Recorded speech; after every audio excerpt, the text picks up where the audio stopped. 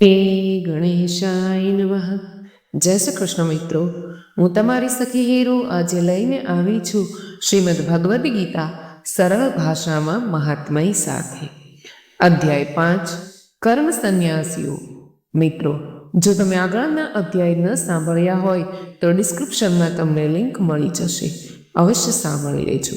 મિત્રો, તમે જોઈ રહ્યા છો યુટ્યુબ, આપણી ચેનલ વ્રત સાધનામાં આપનું સ્વાગત છે. મિત્રો, શ્રીમદ ભગવદ્ ગીતાના 5મા અધ્યાયનું મહાત્મય સાંભળો.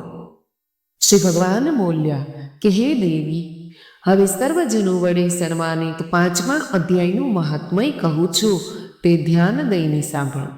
મદ્રદેશમાં પુરુત્કુત્સરપુર નામે એક નગર હતું. તેમાં પિંગલ નામે એક બ્રાહ્મણ રહેતો હતો. તે સર્વથા નિષ્કલંક વેદપાઠી બ્રાહ્મણોના પ્રસિદ્ધ વંશમાં જન્મ્યો હતો. તેણે પોતાના કુળને યોગ્ય વેદશાસ્ત્રોના અધ્યાયનો ત્યાગ કરી ઢોલ નગારા વગાડી નાચગાનમાં મન લગાવ્યું. ગીત, નૃત્ય અને વાજિત્રો વગાડવાની કલામાં પરિશ્રમ કરી પિંગલે ઘણી પ્રસિદ્ધિ મેળવી હતી અને તેના દ્વારા તે રાજભવન સુધી પહોંચી શક્યો હતો. હવે તે રાજાની સાથે રહેવા લાગ્યો અને પરાઈ સ્ત્રીઓ સાથે ભોગવિલાસમાં રહેવા લાગ્યો.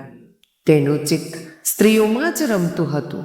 ધીરે ધીરે અભિમાન વધવાથી ઉચ્ચ શુક્લ થઈ તે એકાંતમાં રાજા આગળ બીજાઓના દોષ વર્ણવતો. પિંગલને એક સ્ત્રી હતી જેનું નામ અરુણા હતું. તે નીચ કુલમાં જન્મેલી હતી અને કામી પુરુષો સાથે વિહાર કરવાની ઈચ્છાથી હંમેશા આવા પુરુષોની શોધમાં રહેતી હતી. તેણે પતિને પોતાના મારનો કાંટો સમજી એક દિવસ અડધી રાત્રે તેનું માથું કાપી મારી નાખ્યું. તેની લાશ જમીનમાં દાટી દીધી. આ રીતે પ્રાણમુક્ત થઈ પિંગલ અમલોક પહોંચ્યો અને ભીષણ નરકને ભોગવી નિર્જન વનમાં ગીત થયો. મિત્રો, જો આપને આ વિડીયો પસંદ આવે તો લાઈક કરજો, શેર કરજો. જો આપ આ ચેનલને પહેલી વાર જોઈ રહ્યા છો તો સબસ્ક્રાઈબ કરી લેજો અને બેલ આઇકોન પર ક્લિક કરવાનું ભૂલતા નહીં મિત્રો, એટલે આવનાર નવા વિડીયોની માહિતી આપ તુરંત પહોંચી શકે. ધન્યવાદ. અરુણા પર ભગંદર રોગથી પીડાતી થઈ સુંદર શરીરનો ત્યાગ કરી ઘોર નરક ભોગવ્યા બાદ તે જીવનમાં મેના થઈ. એક દિવસ તે દાણા ચણવા માટે આમ તેમ ઉડતી હતી. ત્યાં પેલા ગીધે પૂર્વજન્મના વેરને લીધે તેને પોતાના તીવ્ર નખોથી ચીરી નાખી. મેના ઘાયલ થઈ પાણીથી ભરેલી માનવ ખોપડીમાં પડી. ગીધે ફરીથી તેની ઉપર ઝાપટ મારી. એટલામાં ઝાડ પાથરનાર શિકારીએ તેને બાણથી વીંધી નાખ્યું. તેના પૂર્વજન્મની પત્ની મેના જે ખોપડીની પાણીમાં મરણ પામી હતી, પછી તે ક્રૂર પક્ષી ગીધ પણ તેમાં જ પડી ડૂબી ગયું. ત્યારે યમદૂતો તે બંનેને યમલોકમાં લઈ ગયા. ત્યાં પોતાના પહેલાંના પાપોને યાદ કરી બંને ભયભીત થઈ રહ્યા હતા. તે પછી યમરાજે જ્યારે તેમના ધૃણિત કર્મો પર દ્રષ્ટિપાત કર્યો ત્યારે તેમને ખબર પડી કે મૃત્યુ વખતે અકસ્માત રીતે જે ખોપડીના જળમાં સ્નાન કરવાથી બંનેના પાપો નષ્ટ થઈ ચૂક્યા છે, ત્યારે યમરાજે તે બંનેને ઈચ્છિત લોકમાં જવાની આજ્ઞા કરી. આ સાંભળી પોતાના પાપોને યાદ કરતા તેઓ બંને ઘણા આશ્ચર્યમાં પડ્યા અને ધર્મરાજ પાસે જઈ તેમના ચરણોમાં વંદન કરી પૂછવા લાગ્યા કે હે ભગવાન, અમે બંને પૂર્વજન્મોમાં અત્યંત ધૃણિત પાપો કર્યા છે, પછી અમને મનોવાંછિત લોકમાં મોકલવાનું શું કારણ? કૃપા કરી અમને જણાવો. યમરાજ બોલ્યા કે ગંગાના કિનારે વટ નામના એક ઉત્તમ બ્રહ્મજ્ઞાની રહેતા હતા. તેઓ એકાંતવાસ કરનારા, મમતા રહિત, શાંત, વિરક્ત અને કોઈની સાથે દ્વેષ ન રાખનારા હતા. દરરોજ ગીતાના 5મા અધ્યાયનો પાઠ કરવાનો તેમનો નિયમ હતો. 5મો અધ્યાય સાંભળીને પણ મહાપાપી પુરુષ પણ સનાતન બ્રહ્મજ્ઞાન પ્રાપ્ત કરે છે. તે જ પુણ્યના પ્રભાવથી શુદ્ધ ચિત્ત થઈ તેમણે પોતાના શરીરનો ત્યાગ કર્યો. ગીતાના પાઠથી તેમને કાયા નિર્મળ બની તેઓ આત્મજ્ઞાન મેળવી ચૂક્યા હતા. તે જ મહાત્માને ખોપડીનું પાણી લાગવાથી તમે બંને જણા પવિત્ર થઈ ગયા. માટે હવે તમે મનોવાંચિત લોકમાં જાઓ, કારણ કે ગીતાના 5મા અધ્યાયના મહાત્મયથી તમે બંને શુદ્ધ થઈ ગયા છો. ભગવાન શ્રી વિષ્ણુ બોલ્યા કે સર્વ પ્રત્યે સમભાવ રાખનાર ધર્મરાજ વડે આ રીતે સમજાવતા તેઓ બંને ખૂબ જ પ્રસન્ન થયા અને વિમાનમાં બેસી વૈકુંઠધામ તરફ ગયા. મિત્રો, 5મા અધ્યાયનું મહાત્મય અહીં સમાપ્ત થાય છે.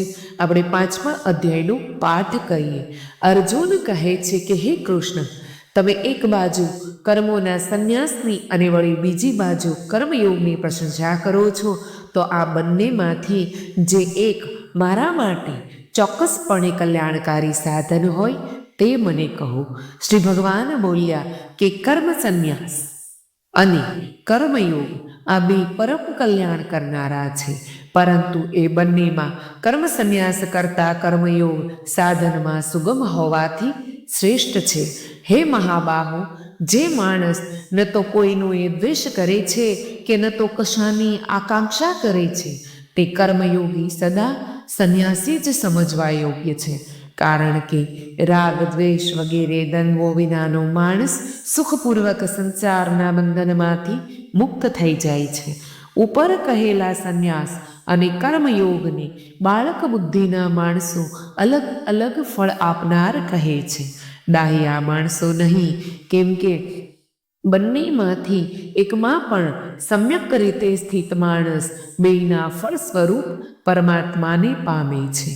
જ્ઞાન યોગીઓ વડે જે પરમધાન પ્રાપ્ત કરાય છે, કર્મયોગી વડે પણ એ જ પ્રાપ્ત કરવામાં આવે છે. આથી જે માણસ જ્ઞાન યોગ અને કર્મયોગને ફળરૂપે એક જુએ છે તે જ અર્થાર્થ જુએ છે. તેમ છતાં પણ હે મહાબાહુ, કર્મયોગ વિના સંન્યાસ પ્રાપ્ત થવો મુશ્કેલ છે.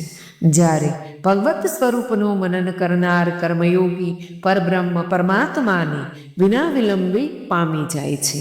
જેનું મન પોતાને વશ છે, જે જીતેન્દ્રિય છે, જેનું અંતઃકરણ વિશુદ્ધ છે તથા સઘળા પ્રાણીઓના આત્મા સ્વરૂપ પરમાત્મા જ જેનો આત્મા છે, એવો કર્મયોગી કર્મ કરતો હોવા છતાં પણ તેનાથી લેપાતો નથી.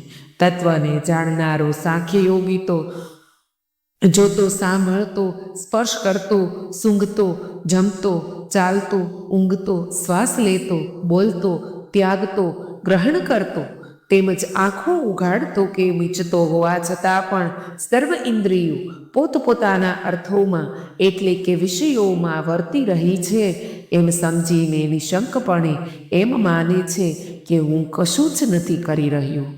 જે માણસ બધા કર્મોને પરમાત્મામાં અર્પીને તેમજ આ શક્તિને છોડીને કર્મ કરે છે, એ માણસ જળથી કમળના પાંદડાની પેટે પાપથી લેપાતો નથી. કર્મયોગીઓ મમત્વ ભાવ રાખ્યા વિનાના કેવળ ઇન્દ્રિય, મન, બુદ્ધિ તેમજ શરીર દ્વારા થનારી સઘળી ક્રિયાઓમાં આસક્તિ ત્યજીને અંતઃકરણની શુદ્ધિ માટે કર્મ કરે છે. કર્મયોગી કર્મોના ફળને ત્યજીને ભગવત પ્રાપ્તિ સ્વરૂપ શાંતિ પ્રાપ્ત કરે છે. જ્યારે સકામ માણસ કામનાની પ્રેરણાથી ફળમાં આસક્ત થઈને બંધાય છે. અંતઃકરણ જેના વશમાં છે એવું સાંખ્ય યોગનું આચરણ કરનાર મનુષ્ય કશું ન કરતો કે ન કરાવતો રહીને જ નવદ્વારોના શરીરરૂપી ઘરમાં સભળાય કર્મોને મનથી ત્યજીને આનંદપૂર્વક સચ્ચિદાનંદ ઘન પરમાત્માના સ્વરૂપમાં સ્થિત રહે છે. પરમેશ્વર માણસોના ન તો કરતાપણાને, ન તો કર્મોને કે ન તો કર્મફળનો સંયોગને સર્જે છે, પણ સ્વભાવ અર્થાત ત્રિગુણમયી પ્રકૃતિ જ પ્રવૃત્તે છે. સર્વવ્યાપી પરમેશ્વર ન તો કોઈના પાપ કર્મને ગ્રહણ કરે છે કે ન તો કોઈના શુભ કર્મને, પરંતુ અજ્ઞાન વડે જ્ઞાન ઢંકાયેલું છે એનાથી જ બધા અજ્ઞાની માણસો મોહ પામે છે. પણ જેમનું એ અજ્ઞાન પરમાત્માના તત્વજ્ઞાન વડે નષ્ટ કરી નાખવામાં આવ્યું છે, એમનું એ જ્ઞાન સૂર્યની જેમ એ સચ્ચિદાનંદ ઘન પરમાત્માને પ્રકાશિત કરી દે છે, એટલે કે પરમાત્માના સ્વરૂપનો સાક્ષાત્કાર કરાવે છે. પરમાત્મામાં જેમનું મન તદ્રુપ થઈ રહ્યું છે, પરમાત્મામાં જેમની બુદ્ધિ તદ્રુપ થઈ રહી છે અને સચ્ચિદાનંદ ઘન પરમાત્મામાં જ જેમની નિરંતર એકાત્મ ભાવે સ્થિતિ છે, એવા પરમાત્મા પરાયણ મનુષ્યો જ્ઞાન દ્વારા પાપરહિત થઈને અપુનરાવૃત્તિ એટલે કે પરમ ગતિને પામે છે.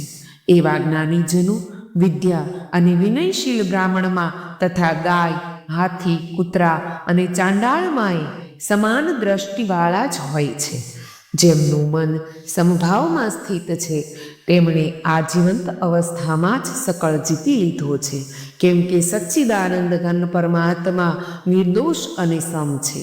માટે તેઓ સચ્ચિદાનંદ ઘન પરમાત્મામાં જ સ્થિત છે. જે માણસ પ્રિયને પામી ને હરખાય નહીં, તેમજ અપ્રિયને પામીને અકળાય નહીં, એ સ્થિર બુદ્ધિનો અને સંશય વિનાનો બ્રહ્મવેતા મનુષ્ય સચ્ચિદાનંદ ઘન પરમ બ્રહ્મ પરમાત્મામાં એકાત્મ ભાવે કાયમ સ્થિત છે. બહારના વિષયોમાં આસક્તિ વિનાના અંતઃકરણવાળું સાધક આત્મામાં સ્થિત જે ધ્યાનજનિત સાત્વિક આનંદ છે એને પામે છે. એ પછી એ સચ્ચિદાનંદ ઘન પરબ્રહ્મ પરમાત્મા ધ્યાન સ્વરૂપ યોગમાં અભિન્ન ભાવે સ્થિત માણસ અક્ષય આનંદને અનુભવે છે.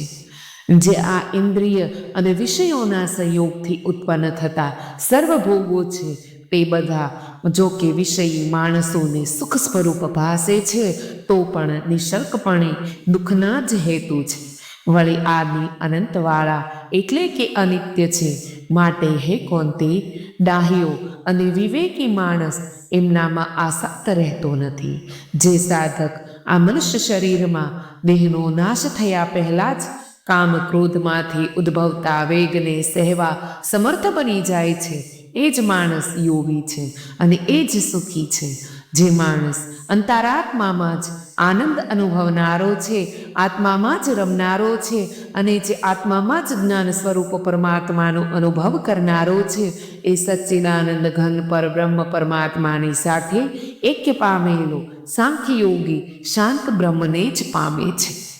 જેમના સઘળા પાપ નષ્ટ થઈ ચૂક્યા છે, જેમના સઘળા સંશયો જ્ઞાન દ્વારા નિવૃત્ત થઈ ચૂક્યા છે, જેઓ સર્વ પ્રાણીઓના હિતમાં રત છે, તેમજ જેમનું જીતાયેલું મન નિષ્ફળ ભાવે પરમાત્મામાં સ્થિત છે, એવા બ્રહ્મવેતા માણસો શાંત બ્રહ્મને પામે છે. કામ ક્રોધ વિનાના જીતેલા ચિત્તવાળા પરબ્રહ્મ પરમાત્માનું સાક્ષાત્કાર કરી ચૂકેલા જ્ઞાનીજનો માટે ચારે કોર શાંત પરબ્રહ્મ પરમાત્મા જ પરિપૂર્ણ છે. બહારના વિષય ભોગોનું ચિંતન કર્યા વિના તેમણે બહાર જ ત્યજીને અને આંખોની દ્રષ્ટિને ભ્રમરોની મધ્યમાં સ્થાપીને તથા નાસિકામાં વિચરતા પ્રાણ અને અપાન વાયુને સમ કરીને જેણે ઇન્દ્રિયો, મન અને બુદ્ધિને જીત્યા છે, એવો જે મોક્ષપરાયણ મુનિ ઈચ્છા, ભય અને ક્રોધ વિનાનો થઈ ગયો છે, તે સદા મુક્ત જ રહે છે. મારો ભક્ત મને સર્વયજ્ઞો અને તપોનો ભોગવનાર, સકળ લોકોના ઈશ્વરનોય ઈશ્વર તેમજ સઘળા પ્રાણીઓનો સુહદ એટલે કે સ્વાર્થ વિના દયાળુ અને પ્રેમ કરનાર એવો તત્વથી જાણીને શાંતિને પામે છે.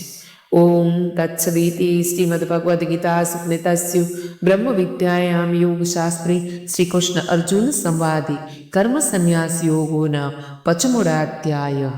કર્મ સંન્યાસ યોગો નામનો 5મો અધ્યાય અહીં સમાપ્ત થાય છે. મિત્રો, ધન્યવાદ.